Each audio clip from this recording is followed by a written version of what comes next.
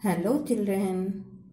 बच्चों, मैं आपकी हिंदी की टीचर उषा किरण आज आप लोगों के सामने आप लोगों के किताब से जो हिंदी रीडर की बुक है साहित्य सागर, उसके गद्य भाग के पाठ 1 को लेकर प्रस्तुत हुई हूँ।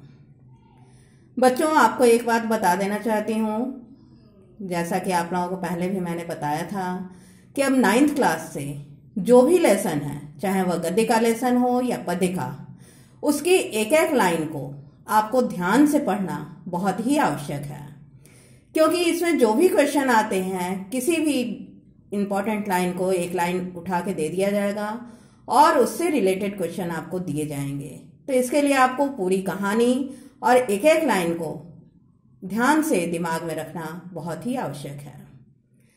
तो बच्चों, ये जो पहली कहानी है इसका शीर्षक है बात अठन्नी की।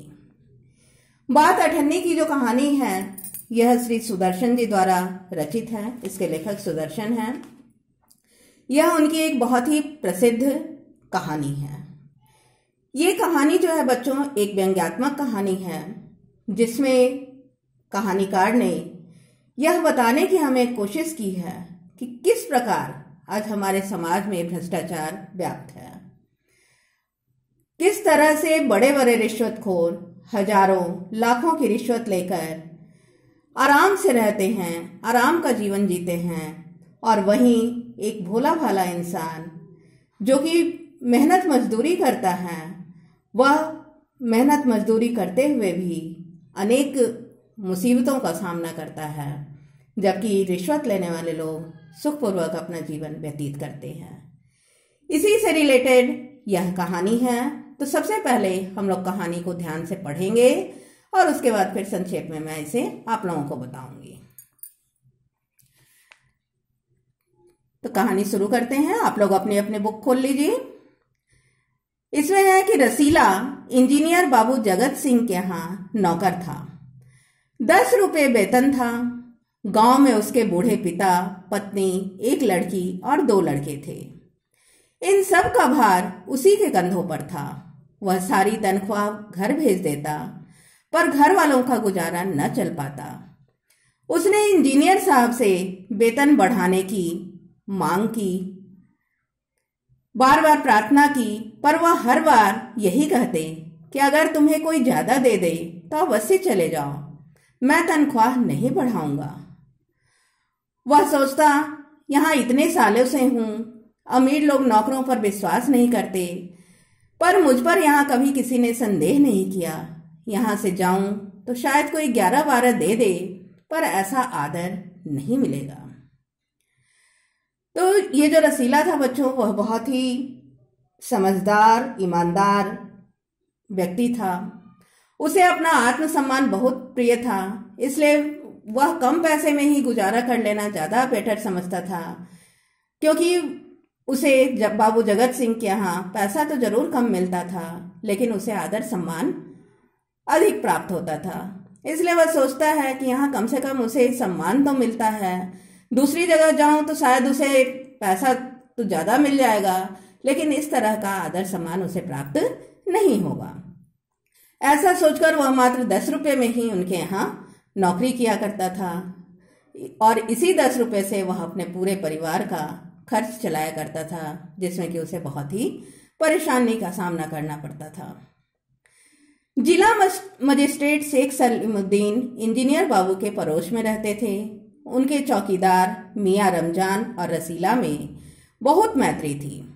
दोनों घंटों साथ बैठते, बातें करते। शेख साहब फलों के शौकीन थे। रमजान रसीला को फल देता, और इंजीनियर साहब को मिठाई का शौक था, तो रसीला रमजान को मिठाई देता। तो ये जो शेख सलीमुद्दीन थे, ये इंजीनियर बाबू के पड़ोस में रहते थे और उनके मित्र थे। और रमजान जो था वह मजिस्ट्रेट साहब के यहाँ चौकीदार था, और रसीला बाबू जगत सिंह के यहाँ नौकर था। लेकिन इन रमजान और रसीला में बहुत ज्यादा मित्रता थी। दोनों घंटों साथ बैठते थे और आपस में अपने सुख दुख की बातें किया करते थे। एक दिन रमजान ने रसीला को उदास देखकर कारण पूछा, पहले तो रसीला छिपाता रहा, फिर रमजान ने कहा, कोई बात नहीं है तो खाओ सौगंध। रसीला ने रमजान का हट देखा तो आंखें भर आईं। बोला, घर से खत आया है, बच्चे बीमार हैं और रुपया नहीं है, तो मालिक से पेशगी मांग लो। कहते हैं 1 पैसा भी न दूंगा। रमजान ने ठंडी सांस भरी। उसने रसीला को ठहरने का संकेत किया और आप कोठरी में चला गया। थोड़ी देर बाद उसने कुछ रुपए रसीला की हथेली पर रख दिए। रसीला के मुंह से एक शब्द भी न निकला। सोचने लगा, बाबू साहब की मैंने इतनी सेवा की, पर दुख में उन्होंने साथ न दिया। रमजान को देखो, गरीब है, परंतु वो आदमी नहीं है, देवता है, ईश्वर उसका भला करे। ये लाइन बच्चों, ये जो इन्वर्टेड कॉमा लिखा हुआ है, बहुत ही इंपॉर्टेंट लाइन है, इसको आप लोग ध्यान दीजिएगा इस लाइन पे। तो यहाँ हम देखते हैं कि रमजान जो था वह भी बहुत नेक दिन इंसान है, और वह गरीब होते हुए भी जब उसने रमजान के उदासी का कारण पूछा और जब उसे यह पता चला कि उसके बच्चे बीमार हैं और उसके पास इलाज कराने का पैसा नहीं है, तो वह गरीब होते हुए भी उसने जो पैसे बचाए थे वह पैसे लाकर रसीला को दे देता और कहता है कि तुम इससे अपने बच्चों की इलाज कराओ। यह देखकर रसीला जो था वह बहुत हतप्रभ हो जाता है और सोचने लगता है कि जिस बाबू जगत सिंह की उसने इतने दिन नौकरी की, उनकी सेवा की, जिनके पास पैसों की कोई कमी नहीं है, लेकिन उन्होंने उसके दुख में साथ नहीं दिया, साफ मना कर दिया। लेकिन यह रमजान जो कि गरीब है, इसने मेरे दुख दर्द को समझा और इसने अपने बचाए हुए पैसे मुझे दे दिए। सही में ऐसा आदमी इंसान नहीं, देवता है। भगवान ऐसे आदमी की भला करे। रसीला के बच्चे स्वस्थ हो गए। उसने रमजान का ऋण चुका दिया, केवल 8 आने बाकी रह गए। रमजान ने कभी पैसे न मांगे, फिर भी रसीला उसके आगे आंख न उठा पाता। एक दिन की बात है, बाबू जगत सिंह किसी से कमरे में बात कर रहे थे। रसीला ने सुना, इंजीनियर बाबू कह रहे हैं, बस 500, इतनी सी रकम देकर आप मेरा अपमान कर रहे हैं। हुजूर मान जाइए, आप समझें आपने मेरा काम मुफ्त किया है। तो रमजान ने जो रसीला की मदद की, उसके पैसे से उसके बच्चे स्वस्थ हो गए। और रसीला ने रमजान का लगभग ऋण चुका दिया, लेकिन केवल 8 आना ऋण यानी कर्ज चुकाना उसका बाकी रह गया था। हालांकि रसीला उससे कभी वह पैसे का जिक्र नहीं करता था, मांगता नहीं था। रमजान उससे उन पैसों को कभी मांगता नहीं था, लेकिन रसीला को फिर भी उससे नजरें मिलाने में शर्म आती थी, क्योंकि उसे लगता था कि उसने अभी तक 8 आने पैसे चुकाए नहीं हैं।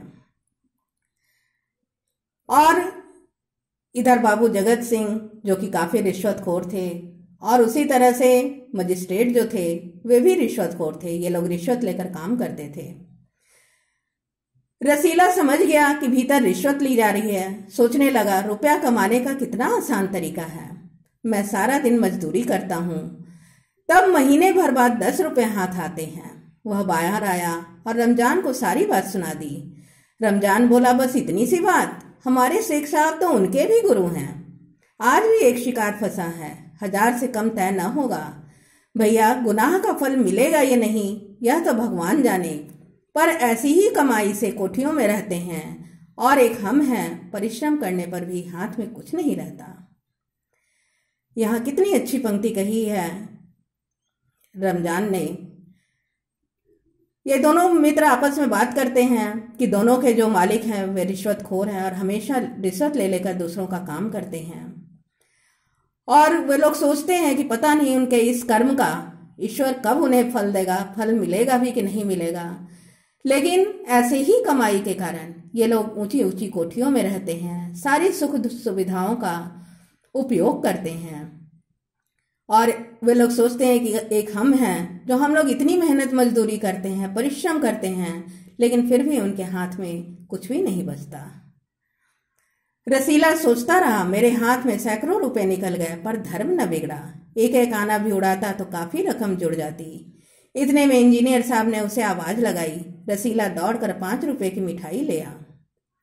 रसीला ने 4.5 रुपए की मिठाई खरीदी और रमजान को अठन्नी लौटाकर समझा कि कर्ज उतर गया। बाबू जगत सिंह ने मिठाई देखी तो चौंक उठे। यह मिठाई 5 रुपए की है। हुजूर 5 की ही है। रसीला का रंग उड़ गया। बाबू जगत सिंह समझ गए कि उन्होंने रसीला से फिर पूछा। रसीला ने फिर वही दोहराया। उन्होंने रसीला के मुंह पर एक तमाचा मारा और कहा, चल मेरे साथ जहां से लाया है। हुजूर झूठ कहूं तो। रसीला ने बात अभी पूरी भी नहीं की थी कि इंजीनियर बाबू चिल्लाए, अभी सच और झूठ का पता चल जाएगा। अब सारी बात हलवाई के सामने ही कहना।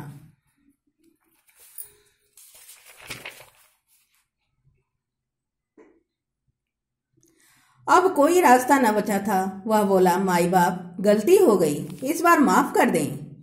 इंजीनियर साहब की आंखों से आग बरसने लगी। उन्होंने निर्दयता से रसीला को खूब पीटा, फिर घसीटते हुए पुलिस थाने ले गए। सिपाही के हाथ में 5 रुपए का नोट रखते हुए बोले, मनवा लेना, लातों के भूत बातों से नहीं मानते। दूसरे दिन मुकदमा शेख सलीमुद्दीन की कचहरी में पेश हुआ, जो कि उनका मित्र था। रसीला ने तुरंत अपना अपराध स्वीकार कर लिया। उसने कोई बहाना न बनाया। चाहता तो कह सकता था कि यह साजिश है, मैं नौकरी नहीं करना चाहता था, इसीलिए हलवाई से मिलकर मुझे फंसा रहे हैं। पर एक और अपराध करने का साहस वह न जुटा पाया। उसकी आंखें खुल गई थीं। वह हाथ जोड़कर बोला, हुजूर मेरा पहला अपराध है, इस बार माफ कर दीजिए, फिर गलती ना होगी। शेख साहब न्यायप्रिय आदमी थे। उन्होंने रसीला को 6 महीने की सजा सुना दी और रुमाल से मुंह पोंछा। यह वही रुमाल था जिसमें एक दिन पहले किसी ने हजारों रुपए बांध कर दिए थे। फैसला सुनकर रमजान की आंखों में खून उतर आया। सोचने लगा, यह दुनिया न्याय नगरी नहीं, अंधेर नगरी है। चोरी पकड़ी गई तो अपराध हो गया। असली अपराधी बड़ी बड़ी कोठरियों में बैठकर दोनों हाथों से धन बटोर रहे हैं, उन्हें कोई नहीं पकड़ता। रमजान घर पहुंचा। एक दासी ने पूछा, रसीला का क्या हुआ? 6 महीने की कैद। अच्छा हुआ, वह इसी लायक था। रमजान ने गुस्से से कहा, यह इंसाफ नहीं है, अंधेर है। सिर्फ एक अठन्नी की ही तो बात थी। रात के समय जब 1500 के चोर नरम गद्दों पर मीठी नींद ले रहे थे, तब अठन्नी का चोर जेल की तंग अंधेरी कोठरी में पछता रहा था। इस प्रकार हम देखते हैं बच्चों कि कितने ही सुंदर ढंग से सुदर्शन जी ने हमारे समाज में जो अमीर गरीब का भेदभाव व्याप्त है, जो रिश्वतखोरी का भ्रष्टाचार व्याप्त है, कितना सुंदर चित्रण किया है। ये रिश्वतखोर लोग जो कि इतने इतने रुपए लेकर आराम से घर में सुख चैन की बंसी बजाते हैं, वहीं एक रसीला जिसने मात्र 8 आने के फेर बदल किया था, वह भी मजबूरी बस अपना कर्ज चुकाने के लिए, तो उसे 6 महीने की जेल की सजा भुगतनी पड़ी। यह सुनकर उसका मित्र जो रमजान था, वह बहुत ही दुखी हो जाता है। आज के समाज में व्याप्त इस न्याय व्यवस्था पर वह प्रश्न उठाता है कि यह इंसाफ नहीं है, अंधेर है। सिर्फ एक अठन्नी के लिए किसी को 6 महीने की सजा देना कहाँ का इंसाफ है? और जो लोग इतने इतने रुपए रिश्वत के रूप में लेते हैं, वे लोग अपने घर में चैन की बंसी बजा रहे हैं, चैन की नींद सो रहे हैं, और एक बेचारा 8 आने की चोरी करने वाला मामूली सा नौकर जेल की तंग कोठरी में, अंधेरी कोठरी में अपनी सजा काट रहा है। यह अन्याय नहीं तो क्या है? तो बच्चों, इससे हमें यह शिक्षा मिलती है कि अगर हमें अपने समाज को अच्छा बनाना है, अपने देश को ऊंचाई के शिखर पर ले जाना है, तो हमें अपने समाज से इस रिश्वतखोर को, भ्रष्टाचार को जड़ से खत्म करना होगा। अमीरी गरीबी के भेदभाव को मिटाना होगा। जो मेहनत मजदूरी करते हैं, जो परिश्रम से अपना जीवन यापन करते हैं, हमें उनकी भी परवाह करनी होगी, उनका हौसला बढ़ाना होगा, उन्हें सच्चाई के मार्ग पर चलने के लिए प्रेरित करना होगा। अगर हमारे देश से, जब तक हमारे देश से, समाज से यह भ्रष्टाचार खत्म नहीं होगा, रिश्वतखोरी खत्म नहीं होगी, हमारा देश, हमारा समाज कभी भी उन्नति नहीं कर सकता है। तो बच्चों, इस तरह से यह कहानी समाप्त होती है। आप लोग इस कहानी को फिर से 1 बार 2 बार ध्यान से पढ़िएगा और इस वीडियो को सुनिएगा। ताकि आपको कहानी अच्छे से समझ आ जाए। आपको कहानी हर समय याद रहनी चाहिए, एक एक लाइन ध्यान रखना चाहिए कि कौन बोला है, किस समय बोला है, कौन सी घटना किस समय घटित हुई है। ये सभी बातें आपको हर समय दिमाग में होनी चाहिए और इसके लिए आवश्यक है कि आप लोग इसको एक एक लाइन को ध्यान से अध्ययन कीजिए। तो बच्चों, यहीं पर आज मैं इस पाठ को समाप्त करती हूँ। अगले वीडियो में, इसके पार्ट 2 में, मैं इससे रिलेटेड जो मुख्य क्वेश्चन होंगे उन्हें आप लोगों को समझाऊंगी। मैं जल्दी ही इसका सेकंड पार्ट लेकर आप लोगों के सामने आऊंगी। तब तक के लिए बच्चों धन्यवाद। जय हिंद।